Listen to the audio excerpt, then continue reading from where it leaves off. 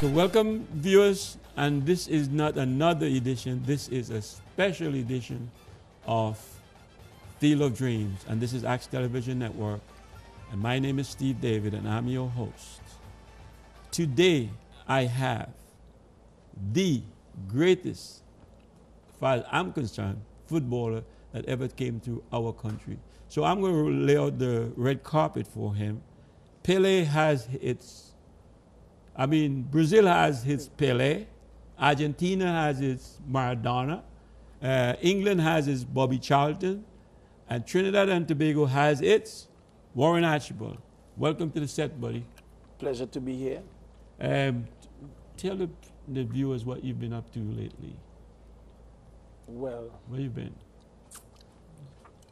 I've been in Pennsylvania, and I've been doing a lot of work with kids in my time, teaching the kids around the area to progress in the game of football.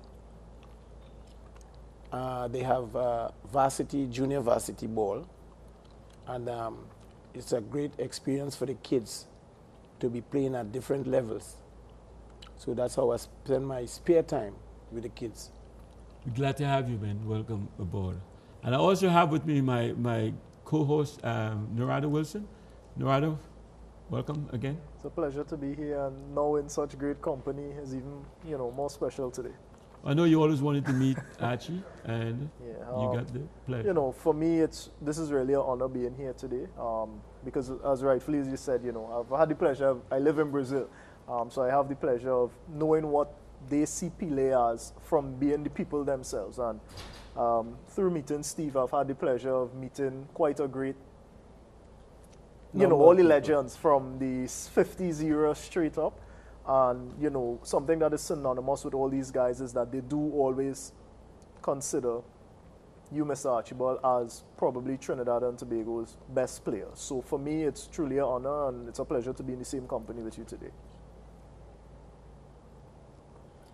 Okay, viewers, sit back, get a drink, pull up a chair, and get ready to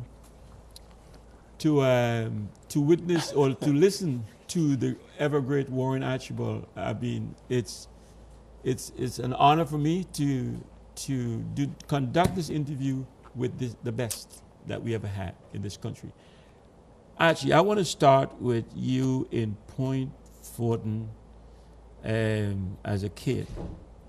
And who is your biggest inspiration, and who is Boom Boom? Well, Boom Boom is really my grandmother. Mm-hmm. She was the mother of my father, Milton Archibald. She was the pillar of our household, and she was very, very protective of me, Warren. So she did a lot of things to make you laugh. She did a lot of things in the community. She was like a vendor. She used to sell tulum. That's why they call tulum Boom Boom. Oh, right. Across the school. Well, the school is not far from my area. It's only a stone's throw. I could walk over to school. So they have a lot of things that she did to me as a kid that I remember to allow me to go to school. She did a lot of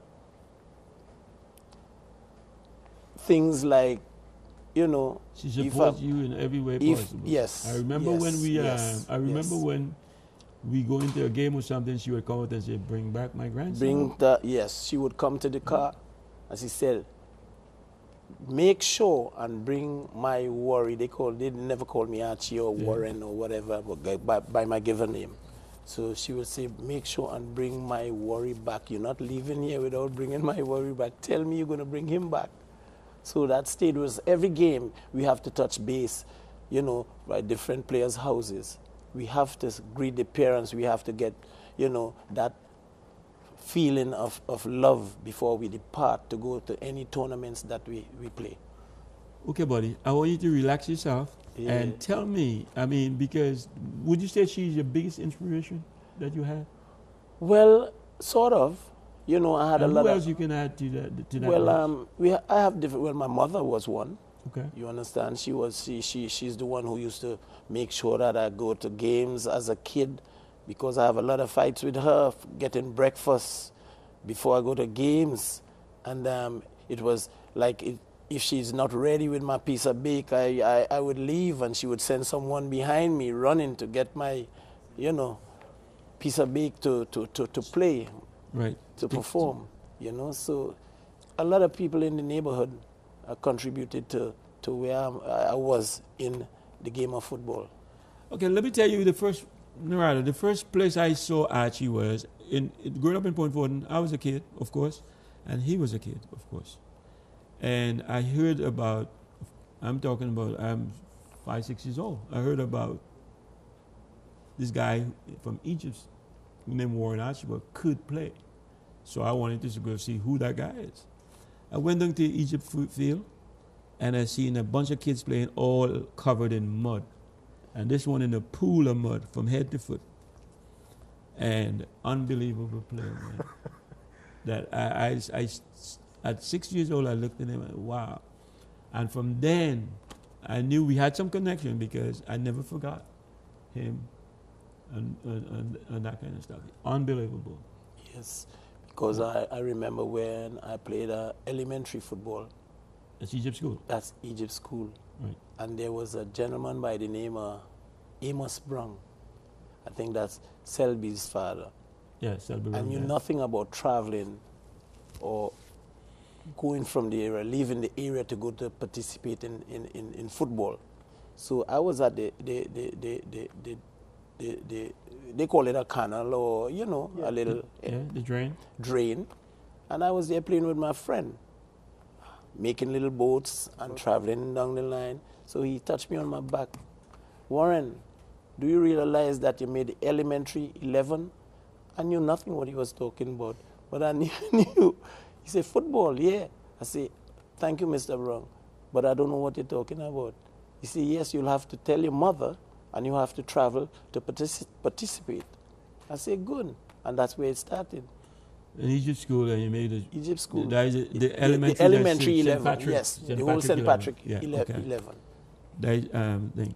So after doing that, and playing in Point, you also had another team that you played on, Shell Coast, right? Oh yeah, definitely. Okay, tell us about that. Shell Coast was a team that was formed from the players of the community who parents who parents worked at the Shell vicinity. And there were a lot of players, a lot of talent. And I was just from Egypt village, and they were from Mahaika. But I took a chance and went there, and they had greats like Leroy DeLeon, Wilfred Cave, Nolan Graham. I could call a lot of players. So I was a little timid fella, so I just went along and tried to participate. Never played in a boots. They told me I have to get a boots. So my father bought me a Jack Mary. That's what they call it, a Jack Mary? Jack Mary, English football. Above the ankle? Above the ankle. Yes. $5. And that's where it started. $5 from Stones. That's the big store in the area. So after getting the boots, I went home, started to play. I couldn't, the top of the boots was so big. The front? The front of the boots. Yeah. The front of the boots, it was like a working boots, like a steel working boots. And I had to try to do everything in that boots. Never knew about playing in a football boots before. And it didn't come easy because it had a lot of tears. At that point, did you think you had what it takes to get where you got to? Or well, determination. Were you yes. dreaming yet? Determination, I was dreaming already, yes. Oh, tell us about your dreams. Well, I tell you what, I knew with the talent and the way I used to play in Egypt Village, Coronation Park, I was not better than the players, but I was successful in the things that I was doing and thinking. And every game, every venue, I try to go see what the older folks were doing. And coming from my parents, hearing the stories of national players from before, I never knew, but he will take me with him to the Coronation Park and see like the great Squeaky Hines. I never knew what he talking about. He'll show me, this is Squeaky, short man like me. You understand what I'm saying? And then the dream continued.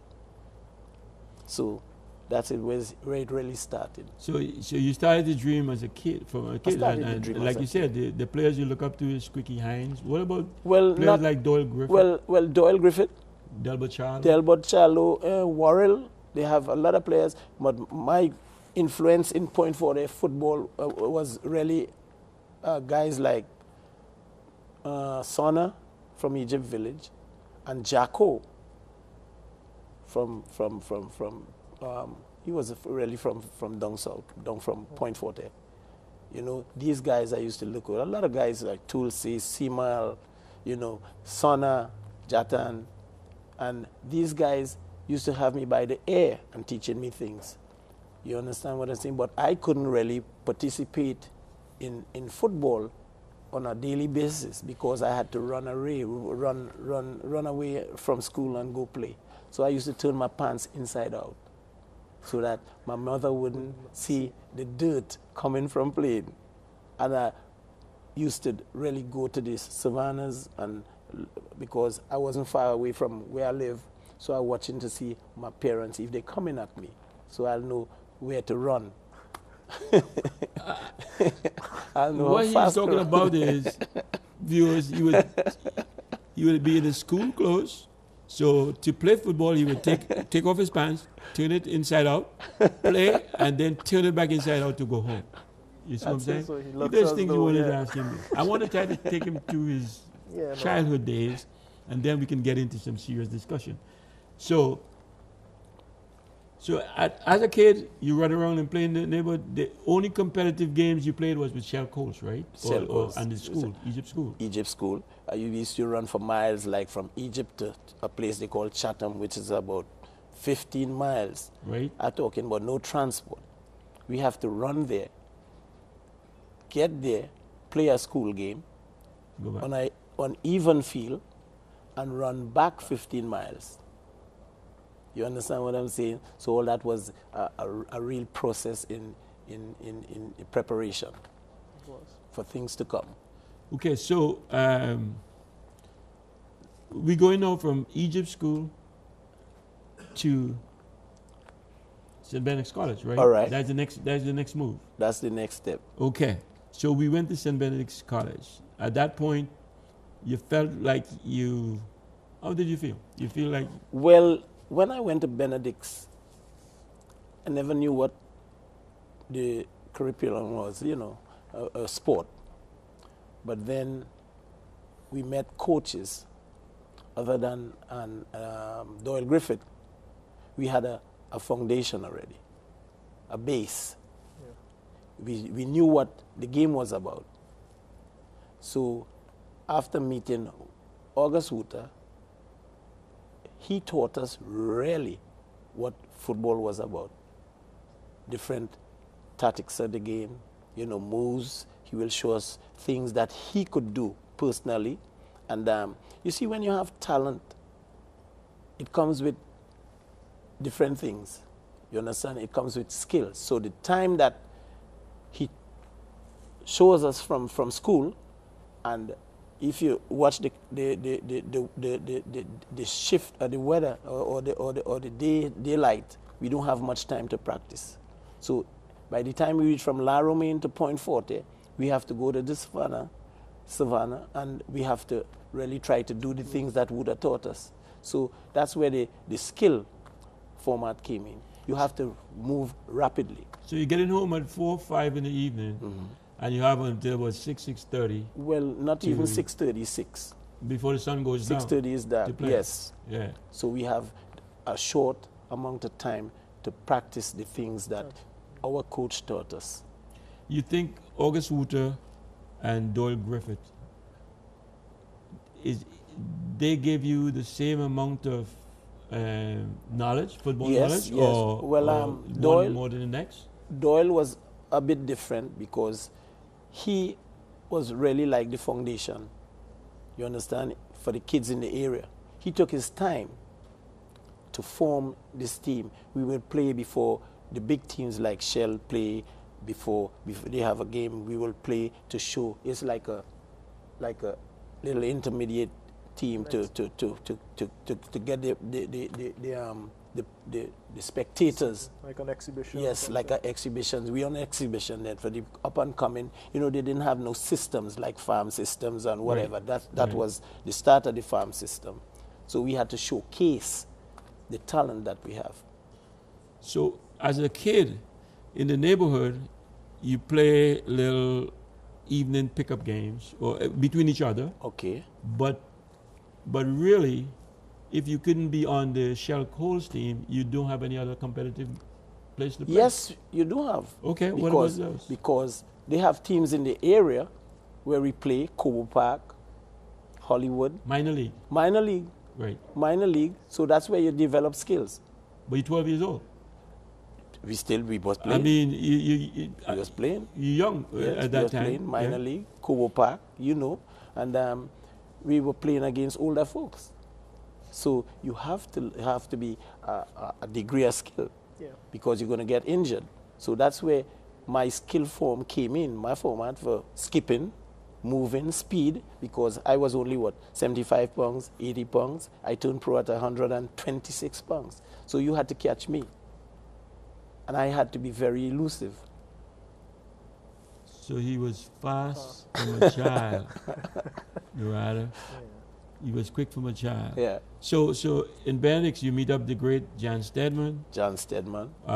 Leroy De Well, Leon. you always know Leroy De Leroy, Leon. Yes. Adrian Chandler, Yes, Adrian Chandler. Remy, Cupid, Yes. all these goalkeeper. guys. Yes. And then you had a coach called August Wooter. August Hooter is who took us to the next level. Tell us about your life at St. Benedict's College, man. Well, it wasn't. It was pleasurable. I enjoyed it because it was school and then fun. You understand? But the fun part was making friends from different from guys in the different areas, like San Fernando. You know, I getting to know people other than Point Forte. Playing with players now, it became like a professional team. You understand what I'm saying? You're meeting players and learning what they could do, you know, and you're making friends along the way. So that was Benedict's. So who was it? I'll tell you what, think about this question, and when we come back from a break, you're going to pick it up. Who was, or what team or what player was your biggest rival? And when we come back from break, you'll let me know the answer to that. Viewers, we'll be right back after the short break.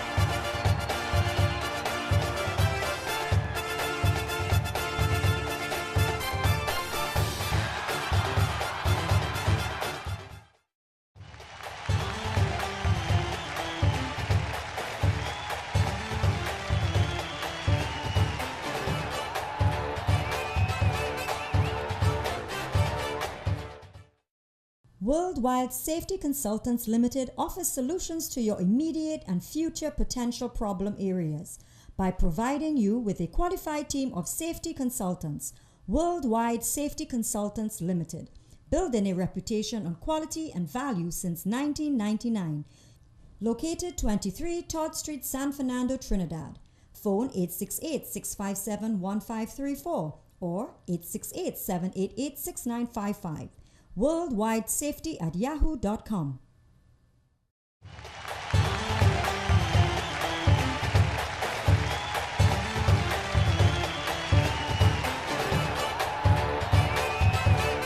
Okay, viewers, welcome back.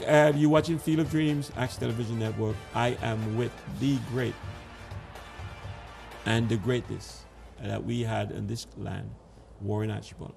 So, Warren, before the break, I was asking you the question, who you think was your biggest opponent, let's say, or what team in colleges, we're talking colleges football now, was your biggest rival? Well, we had teams like Fatima, QRC. Well, I won't even mention presentation, you know, because they would lose by at least 26-0. Right. Because Wouter was a coach where he taught us no mercy. You understand? Winning is goals. That's our only interest, is scoring goals. And the main rival was Fatima. Fatima College. Fatima College, because they had skilled players, intelligent players, and we had to match skills. So that's how we had, to me, that's how the college leagues improve. So you think St. Benedict's with yourself and the guys from Point had a lot to do with the improvement of the college football league? I think so. Definitely. Yeah, okay. Definitely. Because it raised the level. It raised the level of football. Because when you have skilled players matching skill with skilled players, your level of football rises. I'm glad you said that, because I remember playing in Point, it looked like everybody was a baller to me. Everybody was. Everybody. So you had to be a baller to be able to get selected to even to play a little participate, yes. pick-up football. Yes, definitely. Otherwise, you got to go on the sideline and you sit gotta down. be a spectator. And it continue on into the other football. It continue onto college. It continue on to professionalism and everything like that, you know. So one level lead to another level. What made Point so good at the time? Or what the players on Point? Well, I'll tell you what made Point so good at it. Point youths love to imitate. You understand what I'm saying? Imitation was what made Point great, because we used to imitate the older folks. Mm-hmm. The older folks like Delbert Charlo, Doyle Griffith. We wanted in the area to be just like these people. And Point was a mecca of football. We never had no problems with alcohol with the kids. We never saw the bad behavior from the older players.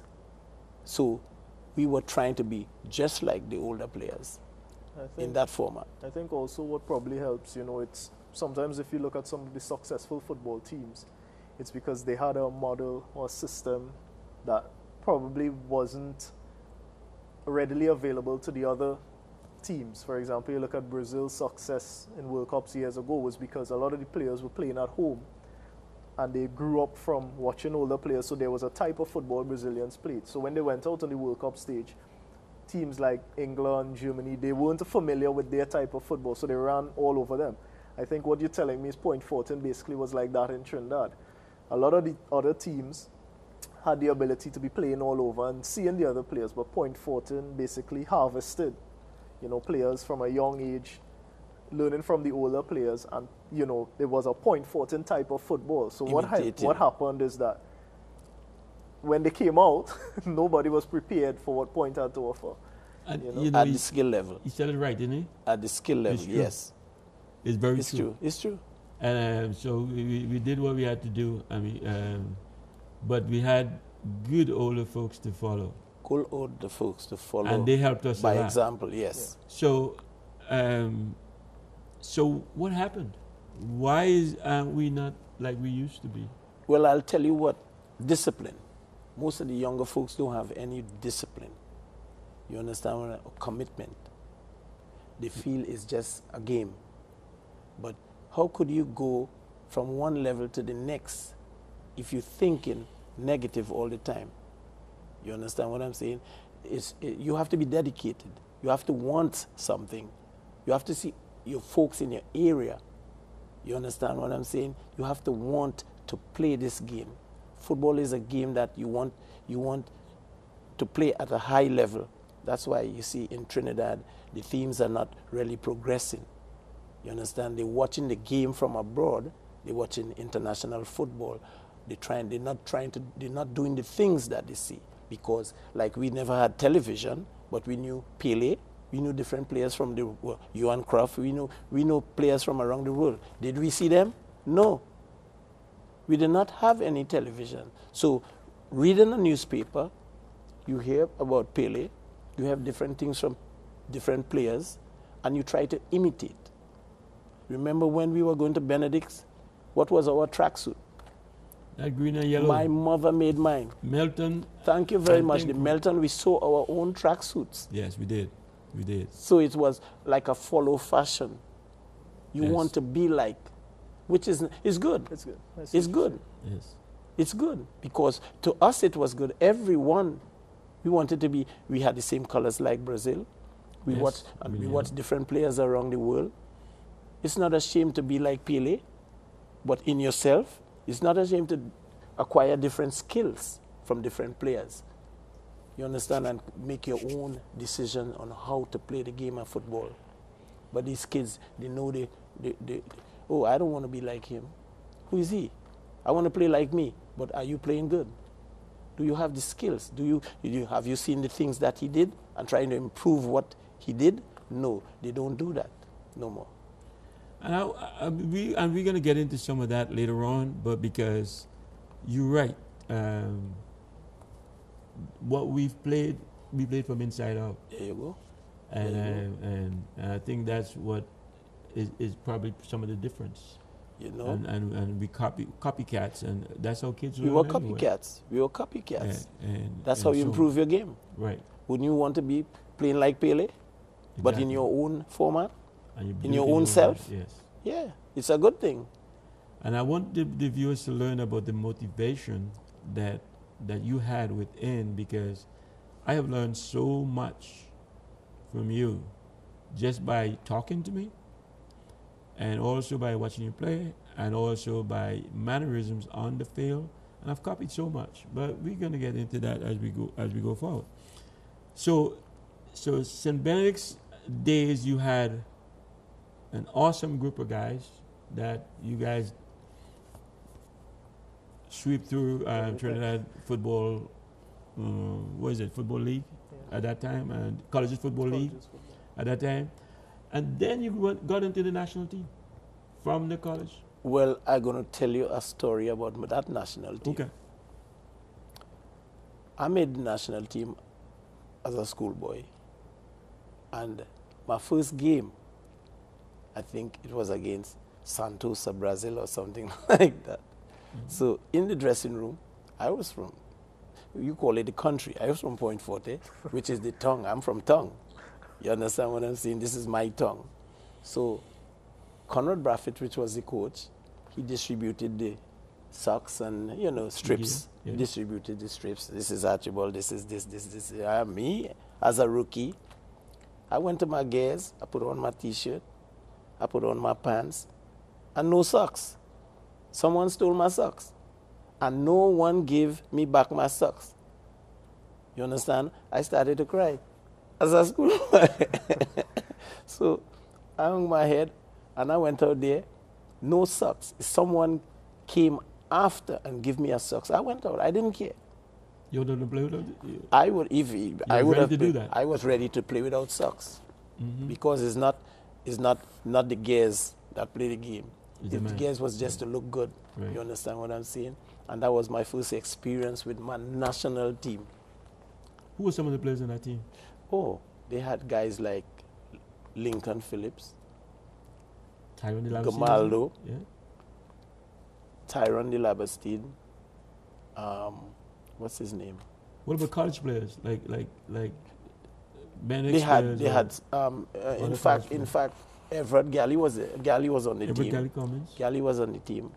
I think they had other players from but I was thinking so much that I was really, you see, I usually get in a frame of mind when game time. And I was in a zone. I was just thinking what I have to do. You understand what I'm saying? To perform at a high level, because you're talking about Trinidad and Port of Spain. So I usually put myself in a zone before I play this game. So I don't even remember who the changes was or what, but I know I was just depending on going on. I'm glad you said that, because I always tell them, once we get onto the field, we go into that zone Yes. that I can explain. It's like an actor There you going to perform There you go. and acting, and it's just that unexplanatory. Because it kind of. started from there, and it went on to different, like CONCACAF and different things. You cannot talk to me when I'm in my zone. Right. You my friend, yes, you my teammates, but you cannot speak to me. You Right. can't say nothing. My whole criteria is winning. I have to score goals. I got to score goals by any means possible. You understand me? I'm useless if I don't score a goal. My team, and I don't care, you could bring Brazil. I have to score. I will find a way to score. Any second. Don't give me the last second of the game, I'm going to score.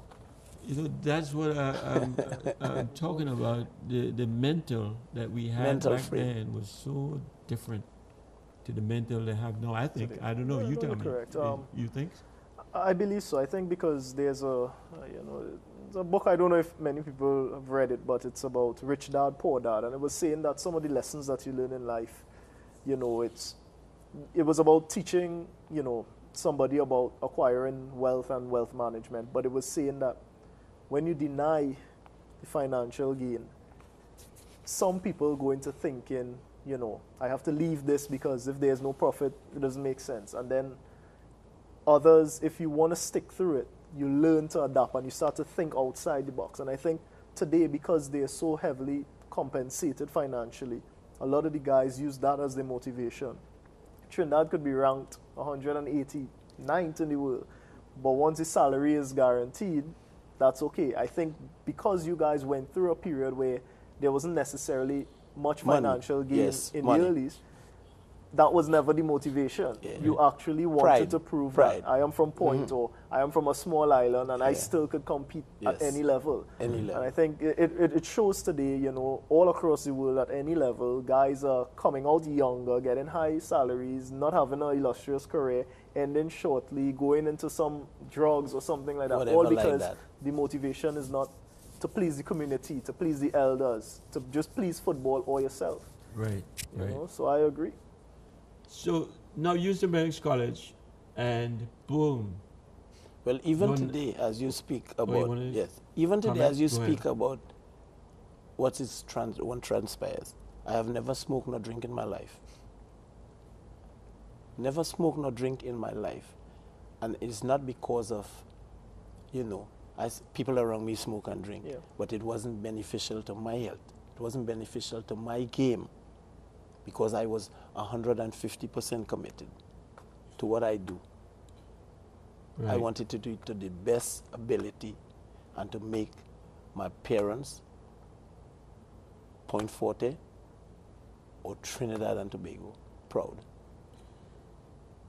So now you represent St.Benedicts College, and you represent the national team, and now you got professional contract offered.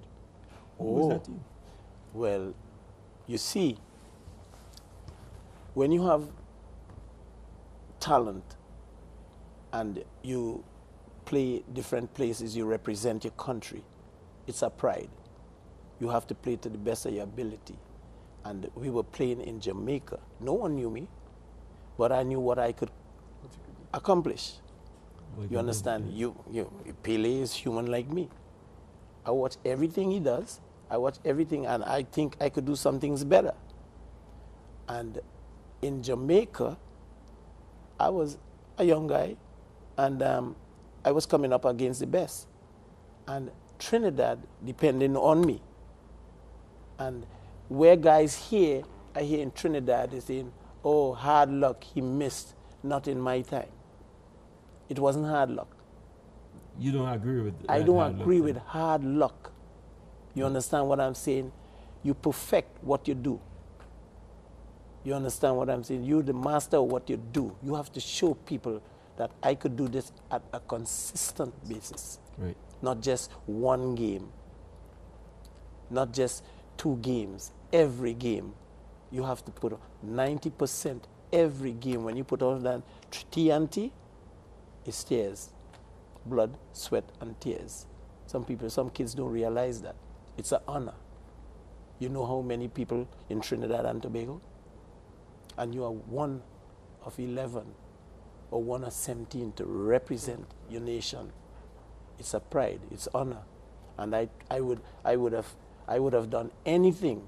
In fact, my teammates would have done anything. I could call different teammates. They would have done anything to win, to make Trinidad and Tobago very proud. Okay, so you get called for, you got a contract with that is New York team. There, okay, right? We got. Well, I never knew about professional football, you know. Exactly. So tell us that experience. So after that experience, they came to me. Warren, someone wants to see you. Why you want to see me? We won the game. Jamaica was to beat us. We playing in Jamaica. You understand? I've never played home, you know. Never played in my country. Okay, they want to see me. What do you want to see me for? They want you to turn pro. I say, all right. Where they want me to go? After the game, they tell me they want me to go to the North American Soccer League. You understand what I'm saying? I don't know what they're talking about, but I'm moving on. Yeah. I'm stepping. So it was nice to hear that. And then after they recruited other guys, you know, on the team, and that's where it started. Could I ask what age, around what time? Well, that was almost 20. Okay. Going to different, you know, playing for Trinidad, and going representing Trinidad, different venue, different places. Well, I tell you, we had a lot of work, you know. As school kids, we had a lot of work because we went to Guatemala, El Salvador, San Salvador. You understand what I'm saying? Where we went to Haiti. We were moving. But you see, we had a principal named Basil Matthews who had not just Benedict's College at heart, but Trinidad also. So he recruited kids from the southern area. You could call it poverty. You understand what I'm saying? But he recruited kids from the southern area, talented kids. Well, word of mouth. Yeah. He didn't know Point Forte, word of mouth. And he recruited players from different, you know, venues. San Fernando, Caledonia. So that's how we came together. I know the Haynes, I know the, you know, Stevie, little Stevie was small and he was learning also, you know. That's how we had farm teams. We also had farm teams, what you call farm teams. We had junior Benedicts and, you know, your progress, you know, and he recruited us and thing. And he said, Warren, I'm doing this. This is not for Benedicts. I'm doing this for Trinidad and Tobago. No one knew what this man was trying to do for Trinidad and Tobago. So what he did is our team, which was Benedicts, St. Benedicts, he recruited teams, players from Port of Spain, good players, to form that nucleus for us to come to, you know, yeah. And that's how we went to Suriname and different places. He had vision. Let's take a break, and when we come back, I want you to tell us about your New York General experience. All right. We'll be right back after the short break.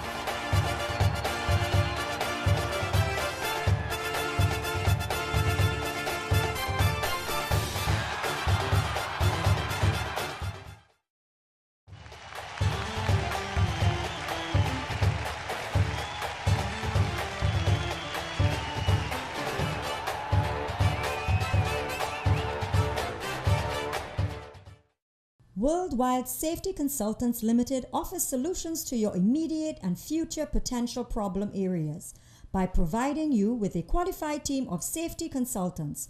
Worldwide Safety Consultants Limited, building a reputation on quality and value since 1999. Located 23 Todd Street, San Fernando, Trinidad. Phone 868-657-1534 or 868-788-6955. worldwidesafety@yahoo.com.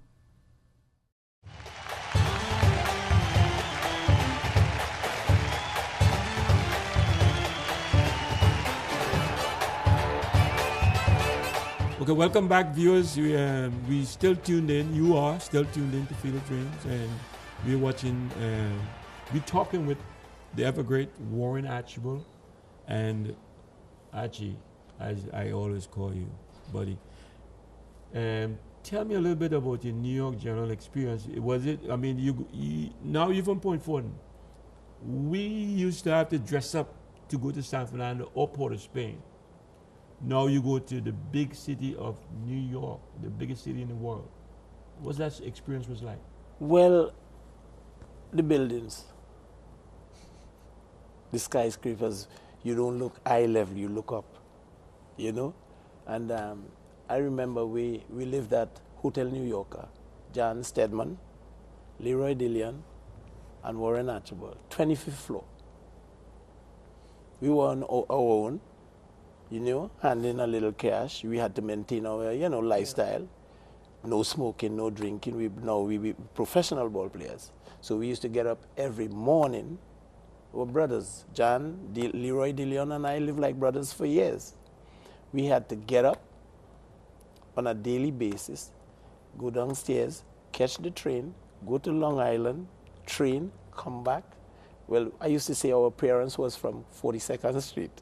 So when we get off the train on 42nd Street, we get a big chicken, baked chicken, a gallon of orange juice,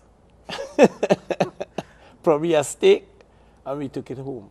It's not like, you see, we were professional ball players. We didn't have a nightlife because it was very, very competitive.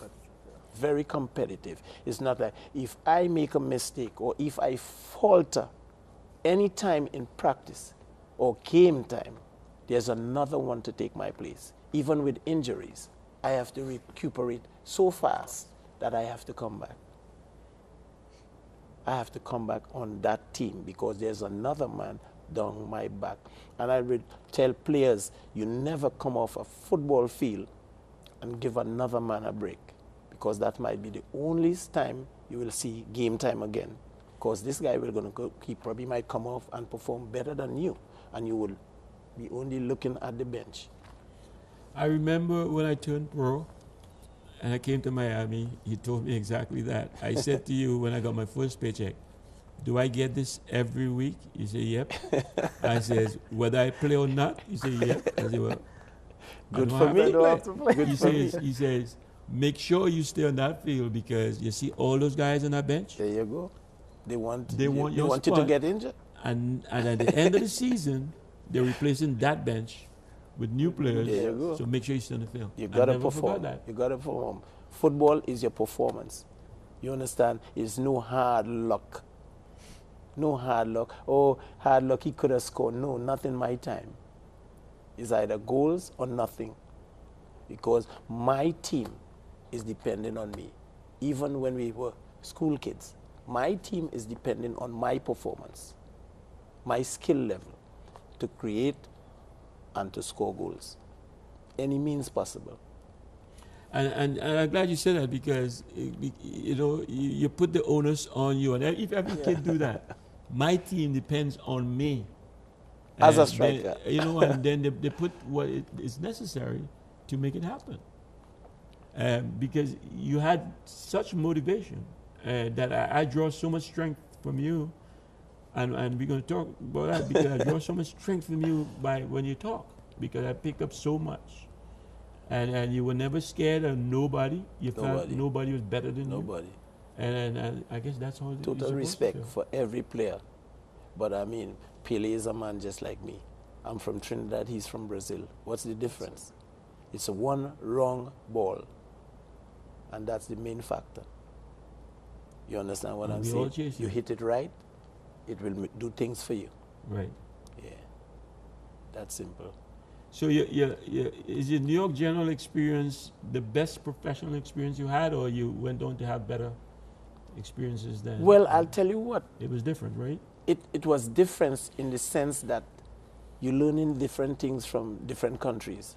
Like when I took you to Mexico, you understand, high altitude, different game, movement of the ball, you're learning different things all along the way.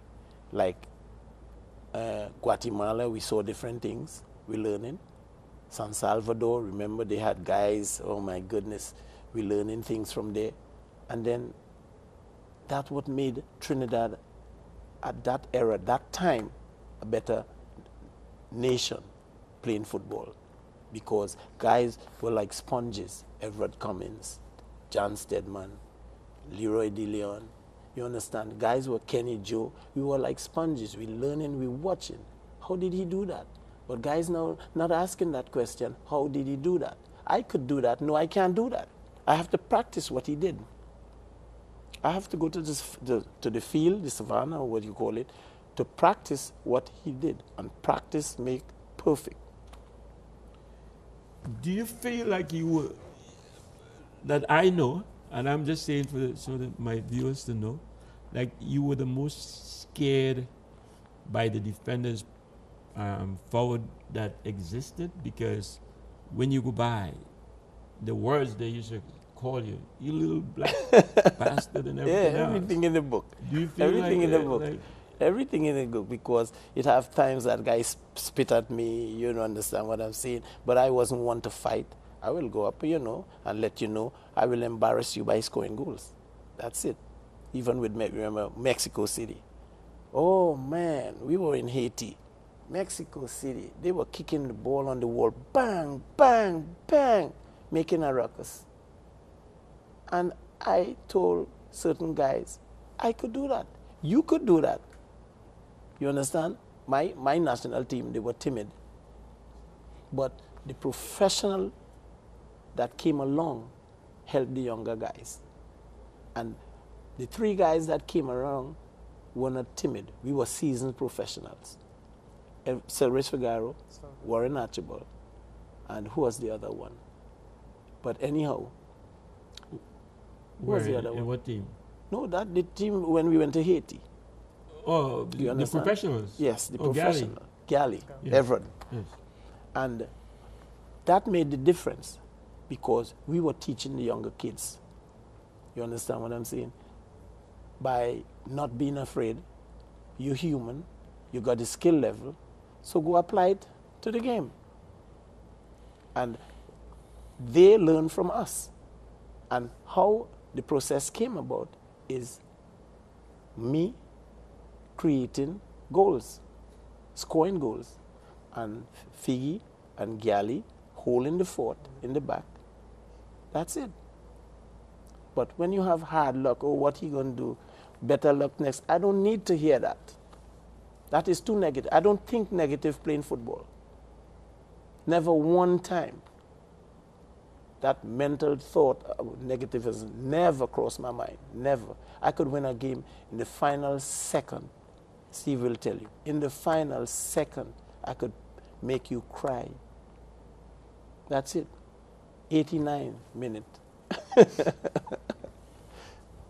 That's so it. Where did all that come from? I mean,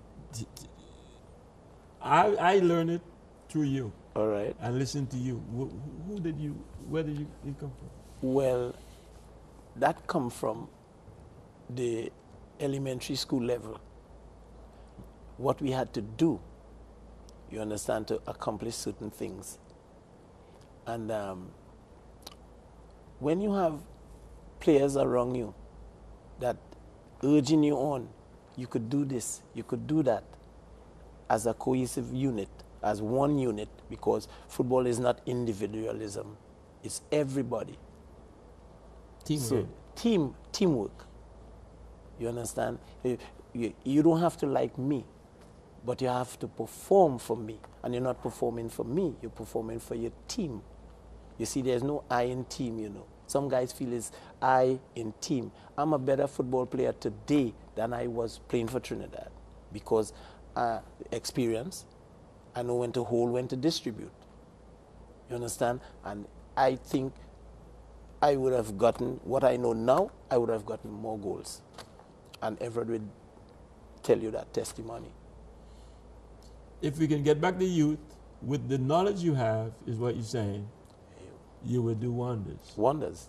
And especially with the money they pay now, wonders. Even better, right? Wonders, because I usually smile and say, could you imagine what Galley, Dilly, Little Stevie would be commanding today. Right. Big bucks.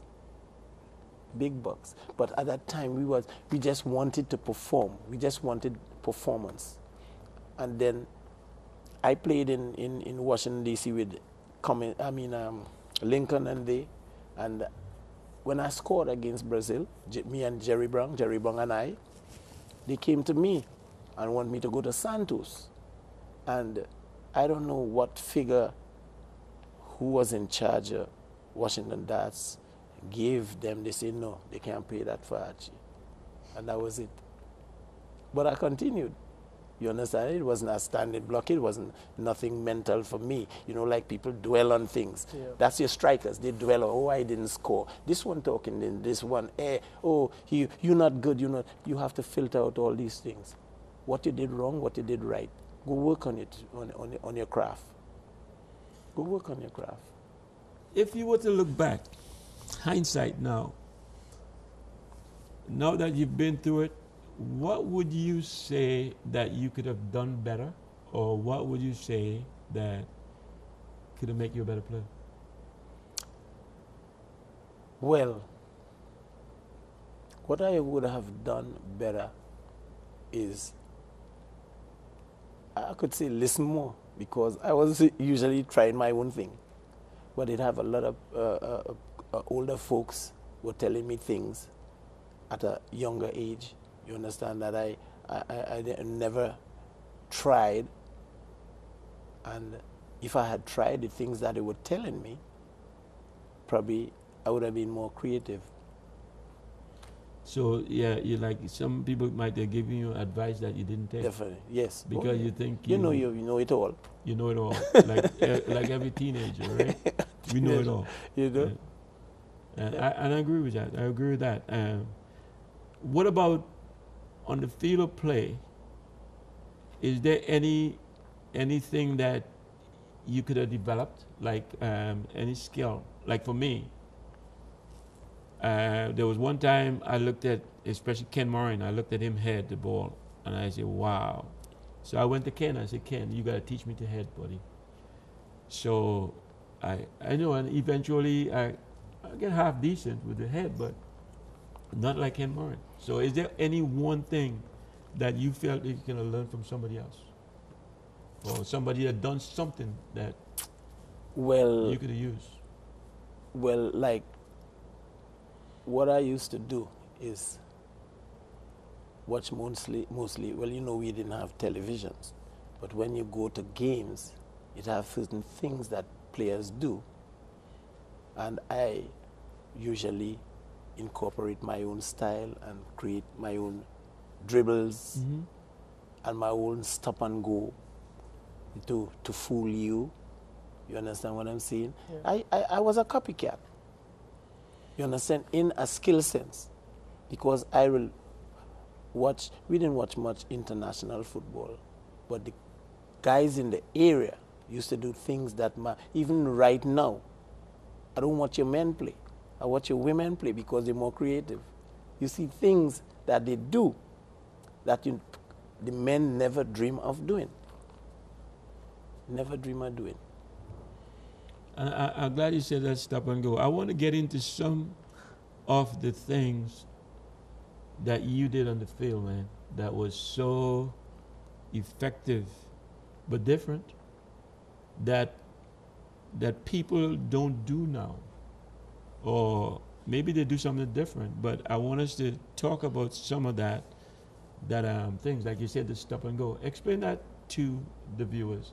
What is the stop and go is this. And if I do it anytime I'm alive, any age, you're going to fall for it. It's a trick. And how I did, I cannot do it on my left side. I could do it only on my right side, because I don't care if it's 4 defenders. With speed, taking on the ball, and I have you at a pace. Now remember, I'm coming at you. You have to defend me because you're on the back foot going backwards. You have it harder than me. So how couldn't I score a goal? Tell me. Why shouldn't I score? You have to turn. And with my rate of speed, you have to be turning real quick. So when I put my foot on this ball and I catch you in a stance, you're gonna, but it's not stop. The left foot is pulling it also. So you're seeing the stop, but this one carrying the ball. So when you, that's all I need. A reflex action that, 1 second, I'm gone. Somebody's running you down. You put your right foot on it, the forward foot, and then your left foot coming My behind, right, drag there, it and go there, with it. There you and go. Then the It's defender just, you're stops. seeing the stop, but it's not stop. This one is taking it with me. I know, that was very I'm effective. talking man. about three defenders. It don't matter. That was very effective. No, you see, that's the problem in football today. They're not creative. They're not, they're watching Messi. Could you be like Messi? No. I watch Pele, but could I be like Pele? No. I want to be like Warren in Pele. You understand? I want to do things that I am creating.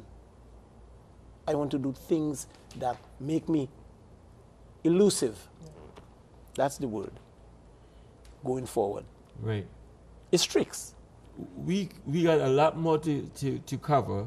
So we are at the end of the show, this show. So I want us to continue this into a second week. So viewers, I'm going to stop at this point, but next week, well, we're going to stay and we're going to continue, and you're going to see us next week with the continuation of the great, the best footballer that came to this country, Warren Archibald. Again, viewers, thank you for tuning in. Axe Television Network, thank you for giving us the opportunity. We do have a Facebook page. Check us out. We do have an email address. Drop us a line. fielddreamstt@gmail.com. Tune in next Monday night, 8 p.m., and you will see the continuation of the greatest, Warren Archibald. The show is ended. See you next week. Good night.